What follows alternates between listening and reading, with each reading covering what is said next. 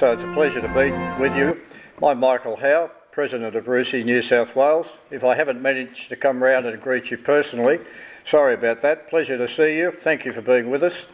And this morning and today, we've got Michael McLean, who will be properly introduced by our event coordinator, Ron Lyons, in a couple of minutes' time. I'd like to honour and pay our respects to Aboriginal elders past, present, future, and in particular to those from Aboriginal or Torres Strait backgrounds who have or are serving in our country or in the defence of our country. And I'd like to simply acknowledge and pay tribute. It's our pleasure today to begin our 2023 lecture series, Lunchtime Lectures, with Michael McLean. It's also my pleasure to acknowledge the work that our event committee, led by Ron Lyons, Kim Turner, Paul Irving, do in putting together our program.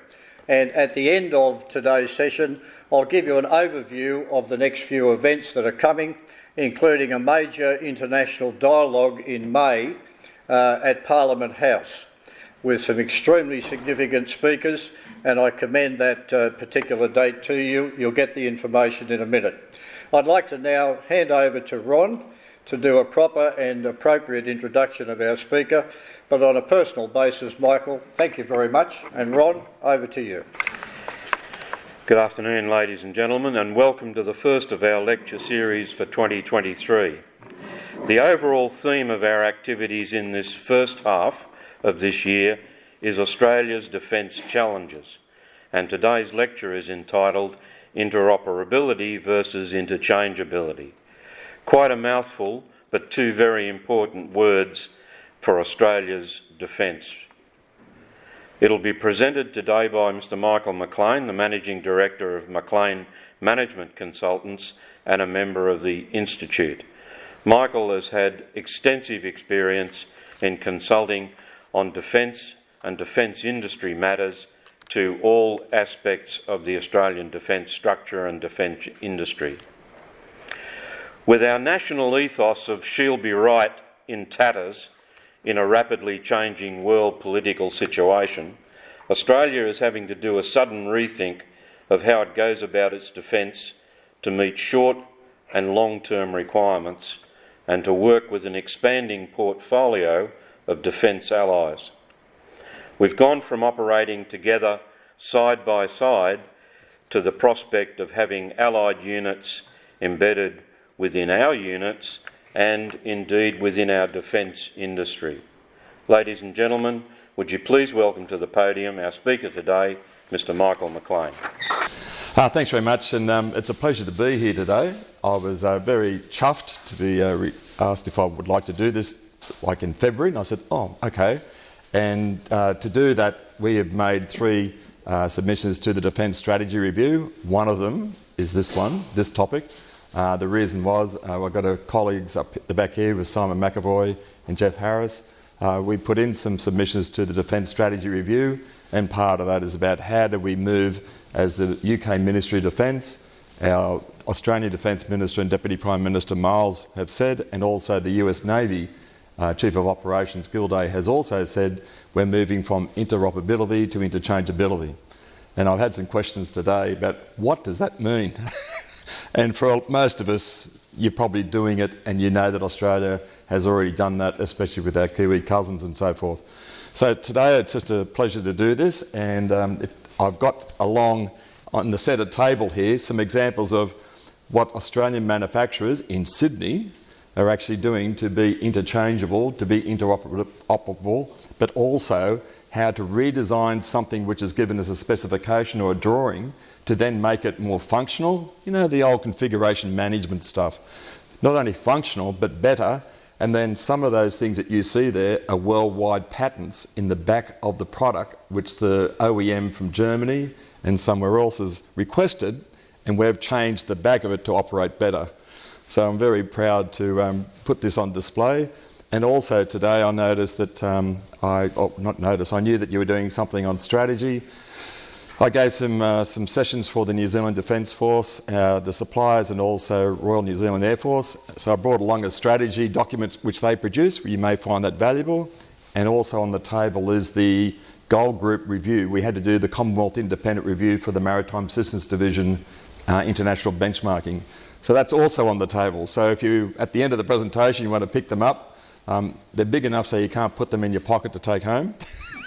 So I made sure I got the biggest parts. So thanks very much for that introduction. This is a bit weird because I am a consultant under contract at times for defence, what they call above the line, which you all know about. And in the middle of that is some of the things that Simon and I have put in for, and Jeff, for various defence strategy reviews, the defence white papers. We've made submissions over many years, and also we are members of various associations. The unusual part is we also consult to industry, making sure that they can align to what defence needs. Does defence actually get what they always want? No. Is there always another party in there called the Capability Acquisition Sustainment Group? Yes. And it's always put into a framework in regards to what the government can do in regards to its budget and what they have to do in regards to policy. So this has been an interesting time for Australia about this. What do we mean by interoperability and interchangeability? So the parts that I have here and the other cases that I have today, I'm going to take you through some of the cases that have actually been making these changes already. And that, as you saw with our Australian troops of 70 over there in England, and the King came and said thanks very much, and we had our Defence Minister and our Foreign Minister there over in England seeing the so-called interoperability of our Australian Army with the Ukrainian volunteers, now soldiers, after their 3-week campaign. And it was ironic too that President Zelensky, when he was asked by the Australian Reporter the other night, I don't know if you saw the interview, didn't he already see it? And the reporter got up about having the Australian ambassador there and so forth, and what would you like from Australia? And President Zelensky said, "Oh, just send one more Bushmaster." Yeah. So I've had the pleasure of working on the Bushmaster when it's a political period when the Bushmaster was under threat to be stopped. So if you didn't know that, if you know the period of that, you'll know the political leadership that we had at the time. Mark Diedrichs has been a good friend of mine. He was the general manager of ADI Bendigo, and so we worked about trying to save the Bushmaster, and we did. I was only a small part.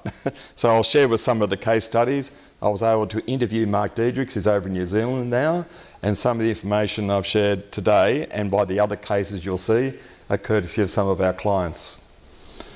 So this is the actual submission we made, the third one. It was about how do we actually support what they called the naval tech bridges. Are you aware of the tech bridges? Oh, right.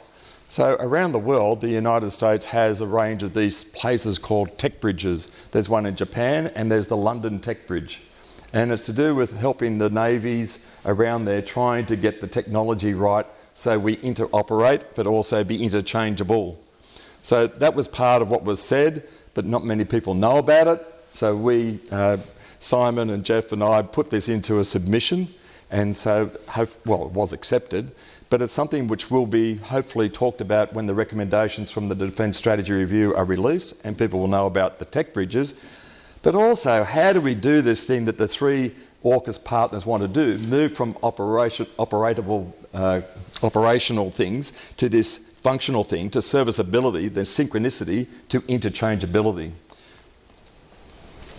So thought it better give some definitions here. Interoperability, to operate more effectively together by exchanging services. So there's a few words in there which are really interesting. To operate, you have to do something. You have to achieve a task. You have to, under whatever the mission is, to do something. Effective, what does effective mean? That's different from efficiency.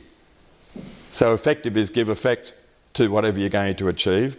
Together, so we have to be able to communicate and so forth. And it's one of the problems about people think about the difficulties of some military equipment. The equipment's not too hard.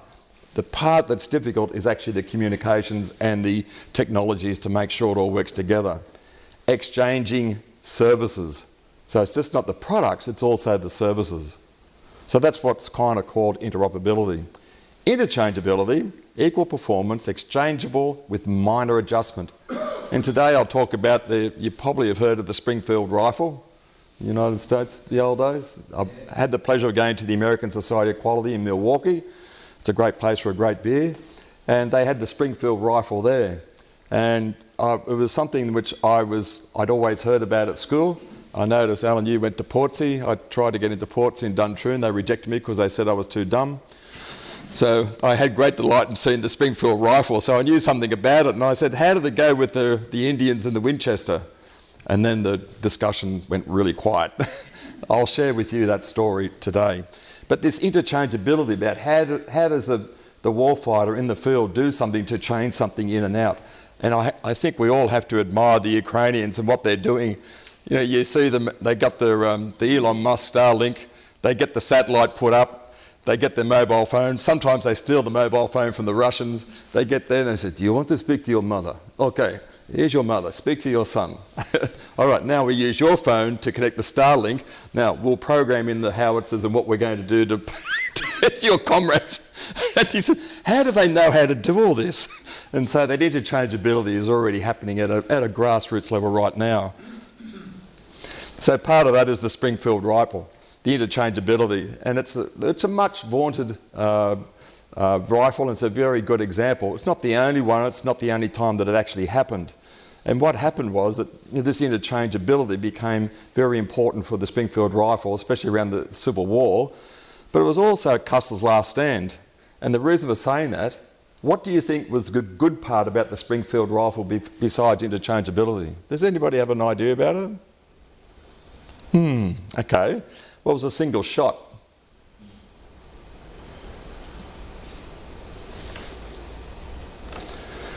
You'll see in this photograph, which is actually a more detailed one, there's a soldier there taking out the one bullet, which is a paper cartridge bullet, to load it into the single Glock. And when they did that, and they fired it a few times, the paper cartridge heated up, and they have to use their Bowie knife, to take out the stuck cartridge. And what did the American Indians have? They had the Winchester, or the Henry gun. So how did the American Indians get the Winchesters? Well, as you know, with private capitalism and everything else, there were the trappers, and they wanted to get the furs, and they wanted to get the bears and everything else. So who were the best to go and seek out the bears and everything else that they wanted? The American Indians. So all the peoples, the traders, the trading houses, decided to give the American Indians, because it was quicker, to give them the Winchester rifle. The US Army didn't want it. So when it came time for the Battle of Little Bighorn, they were outgunned. General Custer also said that he didn't want the Gatling gun because the US Army had enough assets and people to withstand anything. So whenever you hear a story about something about interoperability to interchangeability, and you hear an example, just like a lot of things, you try to get behind it. So I just thought that was useful to have a kind of an example of it for you. And there was one American Indian, 3 bears with his wife with the Winchester. So Winchester was very powerful in regards to them beating, and it's a lesson learnt for us too. And it was a lesson learnt by General Monash. So this is actually a copy of his diary from June 1918, and it talks about the artillery, the machine guns, the smoke and the gas in the air. And the people here know more about this than me. I've had the pleasure of going to Villers-Bretonneux and seeing the memorial and so forth, and seeing some of my relatives, and I thought, oh my goodness. And then when you hear about some of the bullet holes in the memorial there, you say, how did they get there? Oh, that's from the Second World War. You go, oh. But you see your relatives' names and that, you go, my goodness, this is crazy. But to hear what General Monash did and how that whole centre is built around his integration and interoperability and interchangeability of all the troops and all the equipment to do what he did. And when, of course, when he planned them out, over the last time he had won a 90-minute battle, he was 3 minutes out. I mean, that's cause for concern, isn't it? So it just goes to show you that this interchangeability and interoperability was something that was probably thought about but never used those words by General Monash. As you'll notice during these presentations, the slides, which I'll give you back, you'll see the links to the bottom of them. And so when you get the copy of this, you'll be able to download it and do what you want with it anyway. It's just to show you that it's all available. We got involved with the Australian Defence Forces in all three domains from 1988. I had to do a quality circles program out at Richmond Air Base, where my auntie, she served in the WAFs there, and the secret place, to the day she died, she was still like this. And she was trained in a building not too far where I was at Airlift Spa. So over the time, we decided we'd put in something about the ship repair. As you know, we couldn't sail some of the ships when Australia, up in the great state of Queensland, in the far north of Queensland, which I'm from, which is why I got all the skin cancers. My doctor, who's Ukrainian, told me that I was born in the wrong country to the wrong parents in the wrong state. I said, oh, thanks very much, Raya. But anyway, we decided to put in something about what happened at the ship repair, and our recommendation about getting it right before you cut steel, which is one of the things that happened with the Chief of Navy back in those days, said we wanted to get it right, but having the money and the resources to do it was important. So I thought I'd share this for you because you're going through, as Rusi's strategic plan and business plan, that there was a vocabulary and a terminology you may find useful to use in what you do in your business plan, David. I don't know if you want to use some of it, but it's already there in regards to framework. So that was the consideration about risk. And of course, there's a great little video.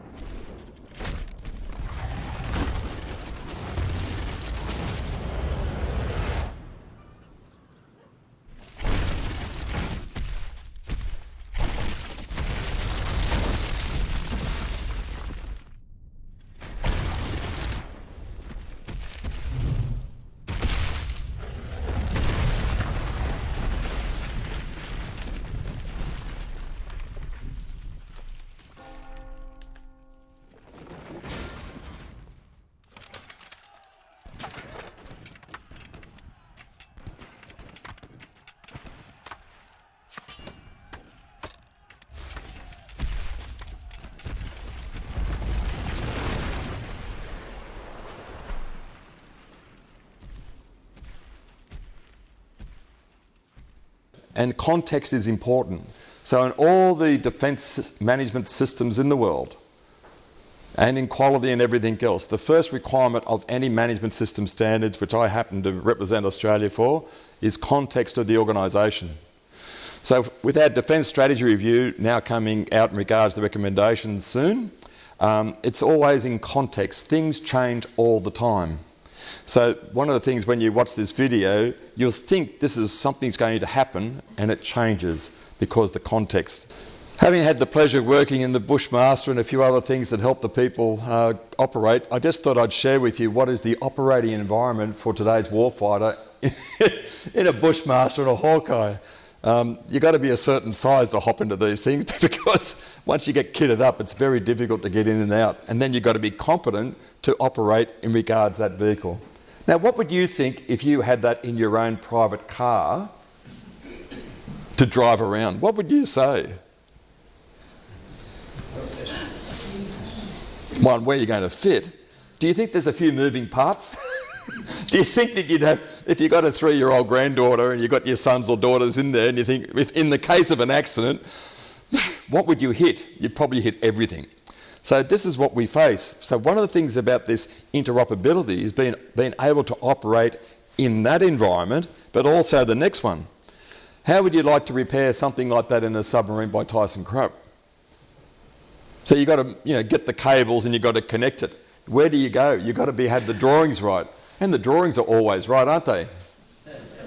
Oh, why are you so cynical? I find that unbelievable. And you see this operator or somebody, the warfighter, get out there in the field, and I've seen it happen. They get something, and they look at their commanding officer or officer commanding, go, is this Yeah, right. We'll get back to you. Something doesn't always fit. So one of the things is how we're going to make it easy for people to operate, but also be interchangeable with our technology, our equipment. And having had the pleasure of going to the Joint Strike Fight over in Dallas, Fort Worth, I might be there in April again. I have to give a talk over in Houston. Hard to believe that some of our clients have said that they don't think the Texans are going to be ready for Michael McLean. I think that's very rude. I don't think that's right. But anyway, in going through the Joint Strike Fighter, you see how complex it is. But it's also exciting to see milling machines, to see tool makers, to see people doing things that I used to do. And you think, oh, we still need those trades. And he said, yes. But it's also important to understand what's important about quality. And as you've heard, would you rather have a recall? Tesla's had a few recalls, or something that's late? Probably late's okay, and we do have the projects of concern in the Commonwealth, as we know, in regards Parliament. But it's important to understand the quality of every part of every supply must go into that right first time, because there's no second time. When you're doing your strategies, and this is what the defence industry needs to do too, they need to be aware of what defence is doing across the domains and the capability acquisition sustainment group. They all have their business plans. I'd like to say they're all using a similar format, but they all, you know, is the Navy the senior service? Is that right? Yeah, that's right, isn't it? They'd have it right, wouldn't they? I'd like a bit more positivity with that. And then you get the Air Force and you get the Army. So to standardise things, to have something in the same, you know, kind of format, the same budget, so that when, as your new secretary would like, when you did the Sydney Water and all that at Macquarie University, where I give lectures too, is it important to standardise the chart of accounts so it makes it easy to consolidate? Not necessarily. Creative accounting is very useful. But it is easier when things are kind of standardised as much as you can. So one of the things from doing any design or any interoperability or interchangeability is go to the higher level document, because that's what drives the senior people in doing it. And with the Navy, they had a thing called seaworthiness, which became the thing of seaworthiness maintained on time everywhere. So how is our Australian defence suppliers and industry supposed to support the Navy and others in doing what they're going to do everywhere? And I realise in the Russi Defence Strategy Review submission about having brigades and so forth where we wanted to have them, as you recommended, but you've got to have the suppliers to support them. We can't supply enough sailors, as you know, just in regards to the submarines, and they're over in Western Australia. In the next few weeks, or pretty soon, the government's going to announce the location of the future submarine base. We made a submission to the Defence White Paper about where we thought it should be. But in that submarine base, either in Brisbane, Port of Newcastle or Port Kembla, we've got to have the people to do it. And we have to know where that submarine base and everything else and the people and the TAFE colleges, the universities, fit within making sure we can sustain it. So now on to what's happening in this in regards to the interoperability and interchangeability. So this is kind of hot off the press, 20th of February, so it was ironic you picked this date to do the session today, because you're going to see a few other things which were kind of right on message and trend. So I'm not going to read out every word in this, just to refer to it, but you can see that Australia was very much in sync with the Admiral from United States Navy, operations in regards Gilday. So we signed that document, or I didn't, but he did. But if we go back to it, the Chief of Navy and what we have in regards the UK, but also Australia, and also obviously within the United States, this is on the USN Gerald Ford. We want interoperability, we want interchangeability with our partners. And of course NATO is very much a part of that. So what we saw with the Australian Army going over there to England to train the Ukraine people, that was an important part of NATO also. One of our previous defence ministers said that Australian industry and Australian defence, I think it was Maris Payne, Senator, she said that we should be getting closer and closer to NATO as much as we can. I'll integrate some of that within the presentation today. So as you can see, that was very important. For the UK, the Royal Navy also, and what happened was in regards to the Lord of the Sea and so forth that they have, they're going beyond making the fleets interoperable or integrated, and instead of aiming for interchangeability with carrier operations. So the first Sea Lord, I will sign a future integrated warfighting statement of intent that will set a cooperative vision for interchangeability. So the UK is right onto it, US too. But what happened? So here's something that might be a little bit interesting. Maybe AUKUS may become FAUKUS. Because now the French have signed up to interoperability and interchangeability also. And so I thought I'd just share with you this. So the US, French Navy and the Royal Navy see eye to eye on interoperability. And as you can see in regards to their assets, they're doing what they're doing. And here is in the NATO conference, in regards talking about how they're going to do this. Naval combat appears as a plausible hypothesis that can arise in the context of high intensity conflict. So there's the three navies discussing it. So from the French, from the UK, from the First Sea Lord, this is what he was talking about it. He says it means two things. One, to have a flow of ideas moving seamlessly. And the other one was, which is loosely defined for those two terms, is actually that we can move collectively faster than our adversary. So having the ability, the resilience to move faster. The French. So it was interesting what the French said, because it's one of the things that gets in the way of defence and industry working together, because the French leader is saying things like, and then the next step is establish standards, technical and operational standards, especially procedures.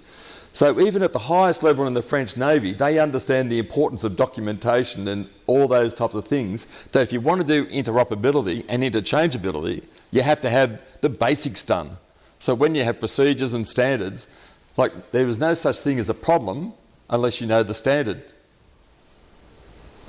You've got to know something. Why do you say it's a problem? Or what was the standard you were trying to achieve? So the French made it pretty clear, which is a little bit different from the others. And of course, Gilday, what he was going on was trying to talk about what they've done in regards to the example. But what they wanted to talk about in that second paragraph, the other aspect of this step is above, there's a tactical to the operational level, where our staffs can operate together seamlessly. Sometimes it happens quickly when you step into a crisis or conflict. So basically they want to make it so seamless that you don't notice who's actually the services that are actually there. He went on to say, I think the fundamental piece of this interoperability and interchangeability, it's all grounded on trust. We have our level and it permeates down to our change of command. And that's part of why this interoperability and interchangeability is based on a soft issue called trust. And that's what we have to do. Our Prime Minister has also said that the important part of the national security is through our economic sovereignty, which is a little bit different than what's been said, kind of late last year, but also the years before about sovereign manufacturing, sovereign capabilities. So it's about our economic sovereignty too. So we have a lot of dependencies, a lot of things that our economies rely on, and it also talks about down the bottom there, it represents a whole of nation opportunity for new jobs in industries, expertise in science, technology and cyber. And yesterday they announced the cybersecurity is being stood up, more so than what it was before, which is fair enough.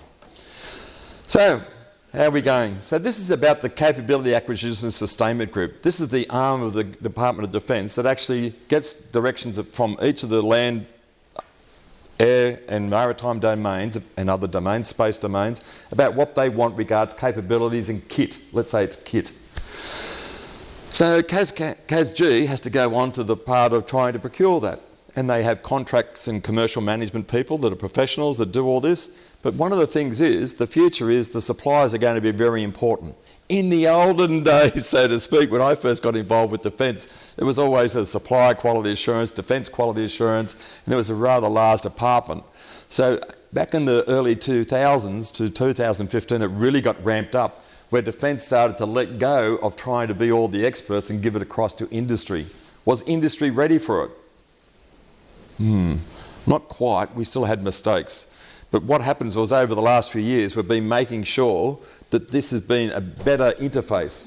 The way that people interface is by the output from their processes of the products or services they provide, and that product or service goes into the input to the domain that they're trying to service.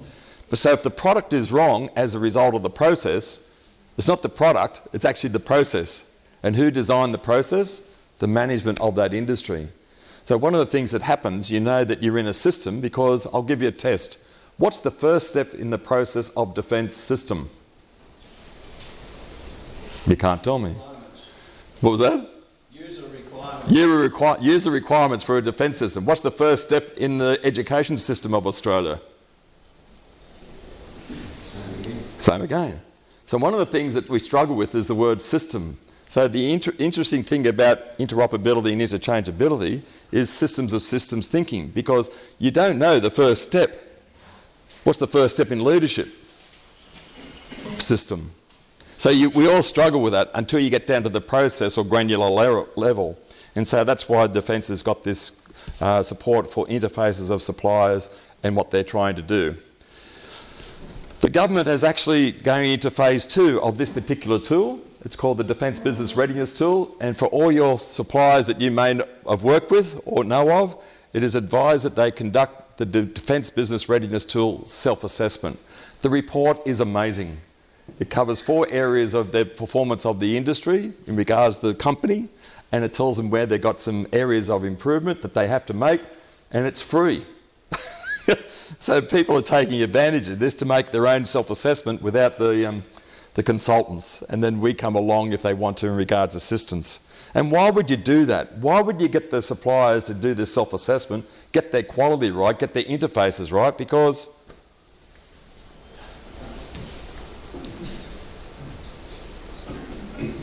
I had my eldest daughter, for some of you might remember this, you know those things they used to call an overhead transparency? Yeah.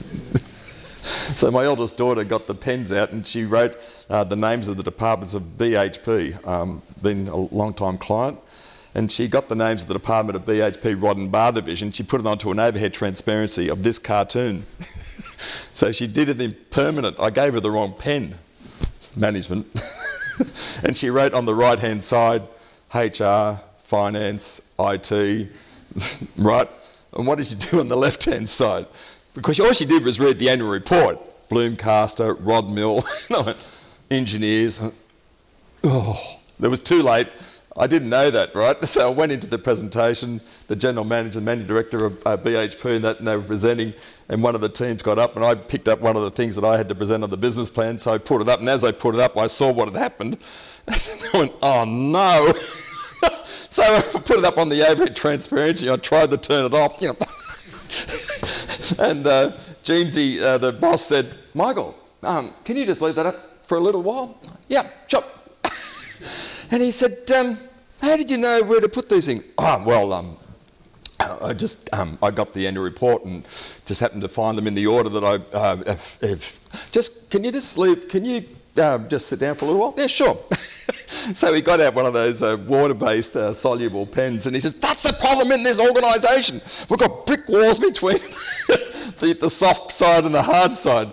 And he says, once we break down these barriers, then we might be able to build the railway line right. And they've had so many problems at the times with the railway lines. But it's interesting about getting it right the first time. I still continued for 15 years consulting to BHP, thankfully. I had to tell him over a beer what had happened, and he just cracked up. He loved it. So from a small business up there in beautiful Cardiff, they do the Rio bar and they make this frame. It goes down to the graving dock. Is that right, Simon? I didn't put a dent in the LHD when I went underneath with you, do I? I'm a bit taller than... Nobody noticed. So the reason I'm showing this is a small company in Cardiff. It does the reinforcing bars. It goes to Sanderson's, goes into the concrete, then goes into the truck, and it goes down to the graving dock. So is that interoperability or interchangeability? What's interesting, nobody else in the world could make that for a long time in Cardiff because they tried to take it to China. They put the oxy on it to take it apart and it all fell apart. They said, how did the Aussies make this reinforcing bar frame for this? And so that was part of the effort, and so now they supply that. Here's another one which I thought I'd share with you. So on the centre table there is a whole bunch of parts from Hazmatech or H&M Furman, and they make the Bushmaster, the Hawkeye, the Strike Master mirrors. They also make the mirrors for Daimler Mercedes-Benz, trucks. So the Mercedes-Benz managing director came out in Daimler. He had all the engineers with him. He came out to Peakhurst and he says, I want to know how you're making our mirrors better than what our design was. He said, I'm making it to the design as you specified. Yeah, but you're making it better. He said, well, there's a few problems, so we decided to make it aerodynamic. Hard to believe that a truck on a mirror, which you'll see here, there's a right and a left-hand side of a truck in regards to the mirrors to make them aerodynamic. He also changed the electronics. He changed the DIN. He took out 11 screws so that the operator didn't have to worry about trying to screw all the parts together. And he made it better. And then the pièce de résistance, he also got a few patents in the back of it because the Germans didn't know how to do this thing on the move in that, so he came up with an idea of doing it. So that was the Australian. It was still operable, but it's interchangeable because at the back of it, he just takes out the plug and puts in Fuzu or Isuzu, Mercedes, and he changes it. Or, as you can also see on the right-hand side of this presentation, are two mirrors. When you go up and see this, the first design for the Bushmaster and that was to have a mirror with a plastic surround or a rubber surround on the mirror. And it's very hard for the soldier out there in the field when the mirror cracks or something like that to put the rubber back on. It's also hard to make in regards to assembly. They have to preheat it. So what did they come up with? A range of screws to screw it in, and they can get the spare parts, change the mirror out in the field. So one of the things about seeing these particular parts that are out in the centre here is that we can actually do things to make things operate better, but also to be interchangeable. They now have just been awarded the contract for one of the best machine shops I know in Australia. I'm an ex-toolmaker, so you've got to be careful with me. And they've now got a 3 to 4 year contract to supply Rheinmetall. And all they supply is a small plastic glass-filled nylon product. But it's their moulding machine. And the other part about that, they also changed some of the metal parts to plastic to reduce the weight, but also the functional workings of it. So we can do it there. This is another company, XRG. It's an Australian Stock Exchange listed company. They're supplying things which you may not know of. So with the gun, so all they do is, as you can see with the gun, they just take out the clip, the live one. They take out their clip and put in the signal in regards to the one to operate. So up there at Brookvale, they go into a big room. It's about the size of this. They lay it all out, and so the Australian various police services and also New Zealand and also the Australian Army can go and do different things in the virtual reality, and they use their own gun. All they do is they change the clip, because the clip is the one that does the signalling. Put on the virtual reality goggles and off they go. So there's an Australian little company, and here's the other one which I've had the pleasure of working with since 1996, and also did the explosives down there at Moala, which has just gone up. What was interesting, I just need to read this note. Do you know much about the Steyr rifle? Right, why did we end up getting the Steyr rifle? Lighter. What was it? Lighter? Well, it was because the Americans wouldn't give us the data pack for their gun. So we had to go to Steyr. So when we talk about interchangeability and interoperability, there's been a history around Australia and the United States and the UK. People say things politically, but at a local level, you've got to be careful. So even on the various M1, the Abrams tank and so forth, why has it got an Allison engine in it? Gas turbine. Well, it's just politics. There was this plant that they were going to close down. They thought, well, the congressman says we're going to put Allison gas turbine engines into that. You wouldn't do it, but they did. And why is that? It saves jobs. So one of the things that happens in politics, and the same with the French, no French mother will ever let their soldier boy not use a French gun. So whenever politics get in the way and you think about it, why can't we sell guns or something to the French or something else? Is because how does the French general say, how can you go against a French mother? So one of the things that happens in life is the politics, the context. So I'm just giving you those examples to show you that it's not always that simple in what we read in the press. Had the pleasure of firing the F90 up there at Lithgow, freezing place.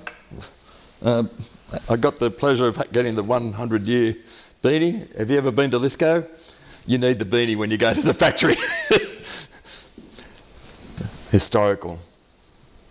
Our minister was in the UK and he said, why don't we get more industry sales the 27th of February? I just wish this was more current for you.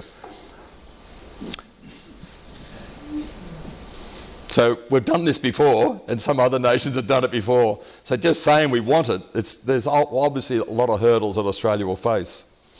So some of the hurdles that not only Australia but also suppliers, I don't need you to kind of do this. There's a test at Simon, there's a test at the end of it about the formula for quality for Boeing. So one of the things is try to work out how do the suppliers meet these requirements. So to be interoperable and interchangeable, they also have to be quality and they have to have these things in place. This is for Boeing. This is Rheinmetall. Rheinmetall very much regards NATO alignment. They also want to make sure you have environment and occupational health and safety. And of course there's NATO. You have to, and we all are getting more and more aligned to what NATO requires, because that's kind of what's happening, but also we have to keep an eye on our own region. And that'll be David's point in regards the Russi submission, very much in regards the northern posture and force projection.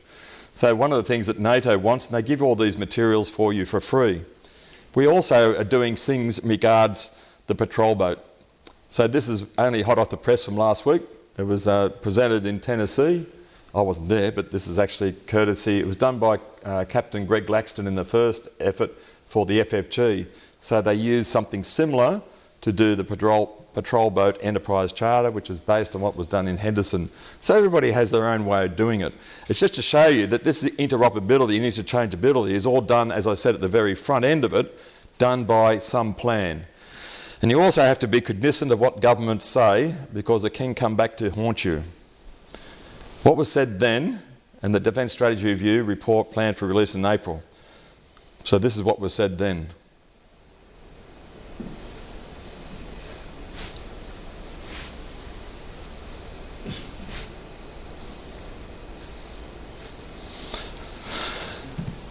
Is that okay? So be careful what we say in politics. People will never remember it, will they? And if you're going to do the Defence Strategy Review and implementing it, I just thought I'd take something from Lippert and Noster in regards managing change. So for the recommendations from the Defence Strategy Review, and also what the Minister for Industries, Pat Conroy, has got, he's got a Defence Industries Review also underway. We've got the National Reconstruction Fund, a $15 billion bill going before Parliament to also support advanced manufacturing and other aspects. But part of all that is leading up to the May budget. So we've got to have the vision right. If we don't have the vision right, we'll have confusion. And so that's what we need, clarity, and everybody's been putting in their 2 bobs worth about the Defence Strategy Review, but we'll get the vision, what it is, when they release it. But if you don't have the consensus, you'll have people sabotaging. They'll go beyond it and undermine it and say it's this, that and the other. And then if you don't have the skills, you'll be anxious. You know, the old thing, you want me to make this with this? So when Simon over here took me onto the LHD, same cap Simon. So when he took me onto the LHD, why do we have the LHD? What's its purpose? Yeah.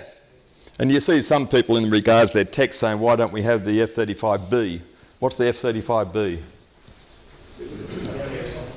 Yeah, can we use that on the LHD? No. Oh, why is that? It's a decade. Oh, jeez. So who got the design wrong? Was it the design or the cost? Cost. Oh, right. No, it was to make it more suitable for additional surgical capacity below the decks. Yes. So it'd be better for, not for amphibious operations, but for supporting people in emergencies. Which is its purpose. Yeah. And also it suits our context, doesn't it? And there was some other issue. Yeah. In 2010 or 2008 or something. Yeah. But now it's changed. And of course, making sure that we have the right skills, but also you've got to have the incentives to do this. So what's the industry incentives to be part of this Defence Strategy Review, to be interoperable, now to be interchangeable? And of course, you've got to have the right resources. And we always hear about this thing about skills and talent. It's been a problem for every industry. Every business that we go to as a management consultant, I think it's the first thing they say is, where can we get skilled people? It's always the case, and it always has been by the sound of it. And of course, then the last part of the Defence Strategy Review is having the action plan. So we'll have an action plan, whatever that is, and the recommendations. We have to shiver with anticipation for it. And when that comes out, we get off the treadmill. We make sure we get it all done. So we talked about that in regards to the DSR submission. As David talked about in regards to the changing context, including the LHD, there is a complexity in operating in different environments, as we saw with even doing what we did with some of our products and services. The domains have given us the reasons why they want us to be part of all this. Our partners have already told us what interoperability and interchangeability is. It could become FAUKUS, I don't know. Our Prime Minister did go to see President Macron a little while ago when he was over there for the G20, so we've got nothing to do with that. But it may be something that comes up. And of course the CASG and the defence interfaces. And as you can see, the defence primes are also already working with Australian suppliers and industry to be part of the whole supply chain. And of course the case studies that we showed here, we do have the skills and the capabilities and the moulding machines and tool makers to do this, to make sure that we can actually participate in not only this Australian supply, but international supply chain markets. That's what the Australian government has done before through the Defence what is it called? There's Oz Industry and also the Office for Defence Industry Support. And of course, managing the change. And over the next few months, the Department of Defence will release what they want in regards to Defence Ready seminars, which we conduct and arrange with 11 other consultancies throughout Australia. 1,700 people are participating in that program. So we're trying to get Australia, so-called industry, defence ready, and hopefully we'll get them there. Thank you very much for your time.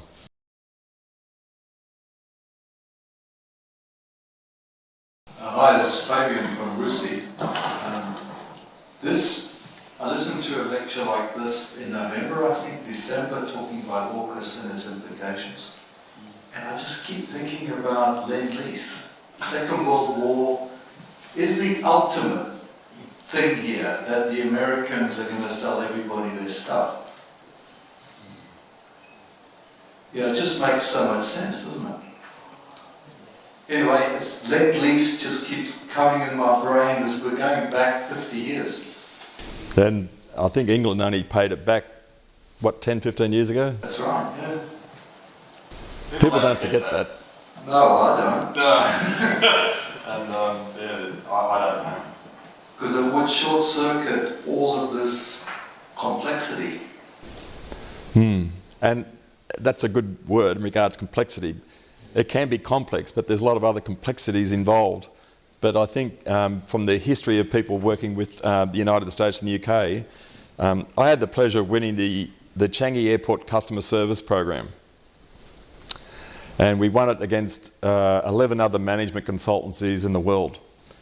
And when we won it, we asked them about, why the hell would you give it to us Australians? He said, because the Americans had a thing telling us to say, have a nice day every day.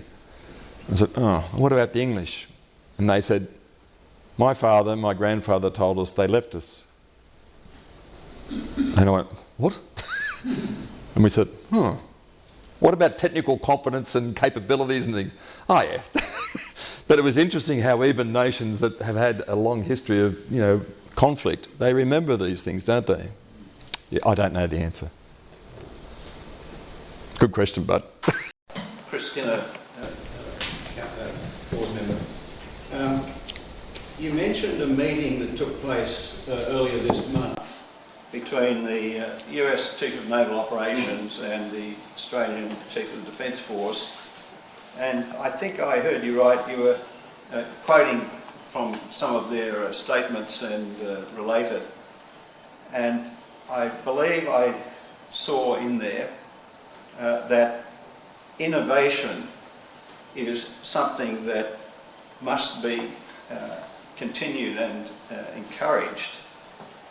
So that argues against all using an exact same product, let's say a Joint Strike Fighter or whatever it may be. How do you reconcile innovation with interchangeability? Thanks, Chris. So, there's a company out of Bankstown called Quickstep, and you know them? Yeah. So they got their brief to make something for the F-35, and they got it, and they're making it. That's fine. But also, even with R&R Murphy up at Gateshead, New Press Engineering, they're making things for the Joint Strike Fighter in Boeing, and also for the Loyal Wingman. So when they get a specification, they get it, and they do, as they say, Chris, they make it as per the spec. But what's been interesting about the innovation part is when they go back, they said, we could give you this as you've asked for it. Yeah. But if you just change this for that material, you'll actually be able to get a functionality and a long total life cycle cost improvement of that. And the discussions you hear with those companies, you can see the engineers are they're a bit taken back because they should have thought of that. But the Aussies and the Kiwis, we're kind of stuck. It's both a positive and a negative that we're so far away but can't react. But because we have to pull that together, or something else we've done in another industry and somebody else, they've come up with these innovative designs that have made a change. There's two little brackets there that are on that table, and when it doesn't look like much, but when I said to them, that's a big change. You've gone from a metal to a plastic. How did you do that? Oh, I had to find this little nylon guy up at North Ryde, and he does this, and I asked him, can he do this and change that? And he says, I've never done that. And of course, as soon as you say that in Australia and New Zealand, everybody goes, well, let's try. So we did. And so the innovation is still making to specification, but they've made it so they can interchange all the parts. They make it easy for the warfighter. And those innovations have gone back to Germany and gone back to other places. And the best part about it, Chris, was the German managing director or president, when he came out, he looked at his three engineers either side of him at the end of the presentation of this guy, and he says, this guy has got a patent on the back of this to make the first electric mirrored truck. Nobody else had done it. He's got the patent. Nobody else had thought of putting when you get in your car to adjust your mirrors. I didn't know that nobody had ever done it on a truck. I said, what? I said, yeah, that was obvious to him, and that's what he changed. What about the aerodynamics on the mirror? Still the same shape mirror, just that it was just slightly changed for left and right. So it can be done. But I remember, I think it was Chief of Navy Sinclair, bear with me, I don't know if that's right. He said about innovation and change. He says, before you do innovation and change, you best know what you're changing from to. And I thought that was an interesting comment by him when we were doing some work, and McDougall also. I think we can do it. Matter of fact, I know. Yes? Vietnam War, I understand we weren't allowed to use Pilatus because the Swiss wouldn't let us use it in terms of sovereignty. Secondly, the current three service papers have all got a recent release on the so-called capstone document by Chief of Defence Force. Does this fit in with the capstone document? Yes. And the Swiss? It's interesting about the Swiss. I might be there in April. Yeah, I don't know that part. But the capstone document is very much framing a lot of this too. So that was cognizant of everybody doing what they were doing for this Defence Strategy Review. So I know because we were in discussions, and yeah, there was a lot of other inputs. They had an interim report done before the end of the year. Did you know that? They had an interim report, and I'm sure those things were covered. But it's interesting about the Vietnam War. Yeah, I missed out by 2 days. So. Michael, on behalf of all of the audience here, and hopefully the people who will look at the recording of it, because that was a real tour de force. Oh. Thank you. Thank you so much for a very well illustrated talk. There's an enormous amount of material in there. I want to go back and read it more carefully. Some of the points that came from your talk that I particularly noted, firstly, lots of good examples, you know, the real world, real companies and real warfighters concerns, which I thought was brilliant. The readiness for the Defence Strategic Review, we'll see, but we all have to be on the front foot ready to get on with that. You answered my question about innovation very well indeed, and I was very grateful for that. The other point that you made in the same sort of section was about trust, and I think that you might perhaps in future talks talk specifically about how trust is encouraged, how we evaluate trust, how we deal with it, and this is particularly so in the cyber security world, which I think is a whole new sort of ball game that extends what you've been talking about a great deal. Finally, I would say that your comprehensive and interrelated putting forward the concept of what is really involved in interoperability and interchangeability, what are the implications, what are the things to look for and so on. I might summarise in a term I learned a long time ago that you want things to be interchangeable to the level of the same form, fit and function. They don't have to be absolutely identical in every trivial detail. I hope you'd agree with that. But look, thank you very much indeed for a brilliant talk, lots of food for thought, and I'm sure we all appreciate it very much. I want to offer as a gesture of our esteem a small gift from Rusi, and I'd ask the audience to join me in showing our appreciation. I'd particularly like to also acknowledge we have two new senior members of RUSI who we'd like to both introduce and thank for their willingness to take on these positions. So firstly, we have a new treasurer, David Toos. David, if you wouldn't mind, I've just identifying. There's David's self-provided background. This is my cunning way of making sure that anything that I say about them, they can't blame me for picking the wrong bits. So David has been asked to identify for you those things which are relevant, and it's a great pleasure that I'd like to welcome, thank and acknowledge David as our incoming treasurer. David, thank you.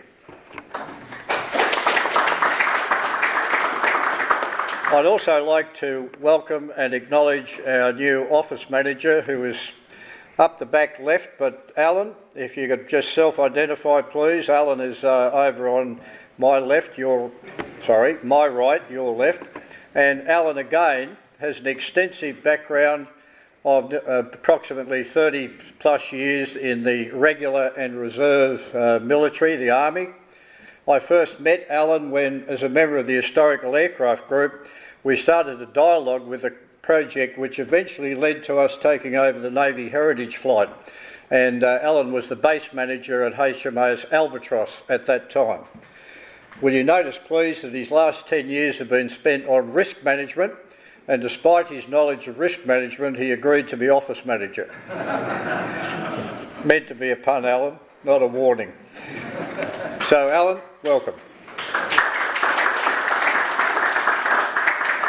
Thank you for coming. Thank you for your support. Our meeting is formally closed. Thank you very much.